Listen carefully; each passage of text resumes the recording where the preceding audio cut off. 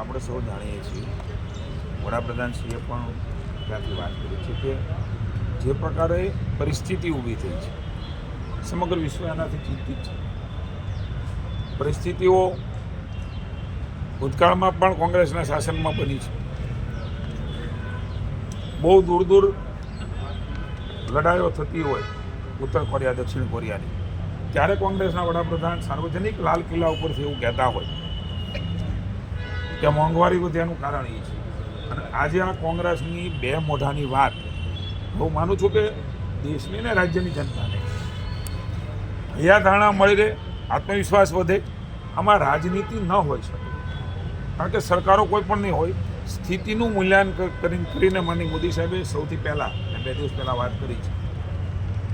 આપણા ઘરેલું ગેસ હોય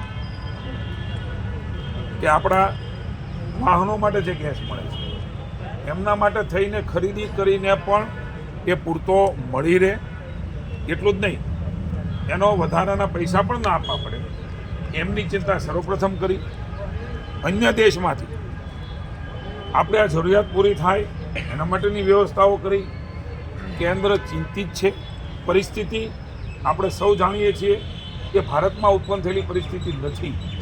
હું કોંગ્રેસને કહેવા માગું છું, કોઈ પણ જાતની પરિસ્થિતિ યુદ્ધની ન હોય અને બાટલા નહોતા મળતા, ગેસ નહોતો મળતો, એ કોંગ્રેસના શાસનમાં હજારો લાખો લોકોની લાઈનો, માનનીય મોદી સાહેબ આવ્યા પછી આ ઘરેલું ગેસની લાઈનો તાત્કાલિક કનેક્શન, વર્ષો સુધી કનેક્શનની રાહ જોવી પડે, એનો જવાબ એ દેશની ગુજરાતની જનતાએ કોંગ્રેસે આપવાની જરૂર છે. આ સ્થિતિઓ જોઈ છે. બાટલાઓ, ગેસના કનેક્શનો એ 25,000 50,000માં તવંગર લોકો હોય અથવા તો જે પૈસાવાળા લોકો હોય એ ખરીદી લે. આ પ્રકારે કાળા બજારમાંથી સ્થિતિ જોઈ છે. આજે મુખ્યમંત્રી છે છતાં ગંભીર સ્થિતિને મૂલ્યાંકન કરીને ભારત સરકાર, ગુજરાતની સરકારે પણ ચીફ સેક્રેટરીની એક કમિટી બનાવી છે. આજે મુખ્યમંત્રીશ્રી અહીંથી સીધા જ એક ઉચ્ચ સ્તરીય કમિટી એની મિટિંગ લેવાના છે, હાઈ લેવલ કમિટીની, અને રાજ્યની સ્થિતિનું મૂલ્યાંકન કરીને આજે માનનીય મુખ્યમંત્રીશ્રી જે કાંઈ નિર્ણયો, જે કાંઈ નિર્દેશનો અને જે કાંઈ આદેશો આપશે એ દ્વારા તંત્ર આગળ ઉપર જે પ્રકારે કામ કરશે, ખાસ કરીને સંગ્રહખોરી ન થાય, ખાસ કરીને કાળાબજારી ન થાય, એમના માટે માનનીય મુખ્યમંત્રીશ્રી ખૂબ ચિંતિત છે.